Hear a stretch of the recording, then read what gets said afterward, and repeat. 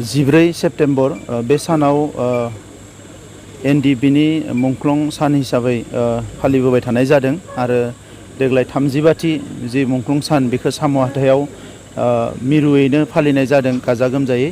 आङो बे सानाव एनडिएफबि जि मोनसे गोलाव समनि जांख्रिथाय बेवहाय जाय बिथांमोना अबथिरा जिउ गारलांबाय, जाय बिथांमोना हारिनि थाखाय गावखौनो बावलांबाय, बिथांमोननि बयनिबो जिउ सोलेरा जाहाथे सोरगोआव अराय आलो गोजोनै थायो बिनि थाखाय आङो अबंलावरिनि खाथियाव आरज गाबदों आरो मुंख्लं नखरफोरनिसिम आंनि गोथौ दुखु मोननाय, अननाय आरो सिबिनायखौ आं बावहरदों। बिथांमोननि जि थै आरो जिउनि बेसेन बेयो ओरैनो थाङाखै। दिनै बिथांमोननि सेक्रिफाइस, बिथांमोननि थै होनाय आरो जिउ बावनायनि थाखायनो दिनै बर' फिसाफ्रा माखासे राजखान्थियारि मोनथायखौ मोननो हादों आरो बेखौनो लानानै बिथांमोननि जि सिमांमोन बर'खौ बुहुमाव मोनसे जौगासार हारि महरै गायसननांगो, रैखाथि गोनां हारि महरै गायसननांगो, जोंनि थाखाय मोनसे ओनसोलखौ जोंनि हारिनि थाखाय फैबाय थानाय जोलैनि थाखाय जोङो जोंनि थाखाय मोनफुंनांगो। बे गासैबो हाबाफारिफ्रा मोनफानि उनाव मोनफा जालांगासिनो दङ। दा बेनिखायनो आङो बिथांमोननो रोजा रोजा साबायखर बावो जे बिथांमोना बर' हारियाव उजिनानै बर' हारिनि थाखाय बिथांमोना जे बेसेबा गिदिर बिहोमा होलांबाय, बेयो अराय सम बर'नि जारिमिनाव सनानि हांखोजों लिरनाय थागोन। दा बेजों लोगोसे जोंनि जि बिबान 2020आव एकर्ड जानायनि उनाव जिखिनि एकर्ड इमप्लिमेन्टेसन बिनि थाखाय जोङो जयै खामानि मावगासिनो दङ।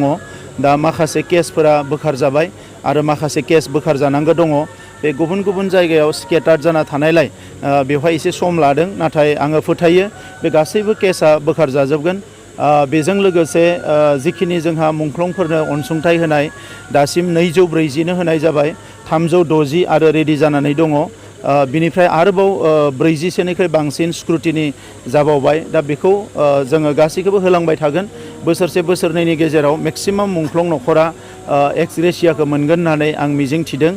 बिनि अनगायै जिखिनि जोंहा जोंनि बे सोमावसारनाय जांख्रिथायखौ अराय सम इयुन जोलैया मिथिजासे जों बेखौ गोजोर खालामनानै दोनलांनो थाखाय नैबे सम'ह हाथायावनो मोनसे बिटिआर एकर्डनि गोरोबथानि बायदियै मोनसे मेम'रियेल मिउजियाम, मार्टियार मेम'रियेल मिउजियाम मोनसे बेवहाय जागोन आरो बिनिनो दिनै अन्थाइ खाम्फाखौ गायसननाय जादों आरो बे मिउजियामाव जेसेबां मुंख्लं जाबाय बिथांमोननि मुङा बेवहाय लिरनाय थागोन।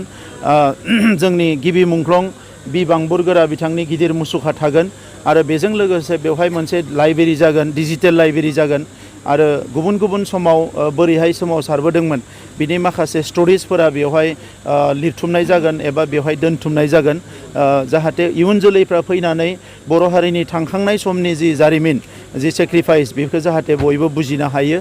बिनि थाखायनो बे मिउजियामखौ बेवहाय लानाय जादों। जिखिनि जोंहा गुबुन गुबुन बिथिङाव जौगानांगौ दङ बेखौ जोङो लासै लासै मावलांबाय थागोन आरो दायो एनडिएफबिनि बारग' दैदेनगिरि बिथांमोना जयै थालांनाय जि एजेन्डा बेखौ मावनो थाखाय खामानि मावगासिनो दङ।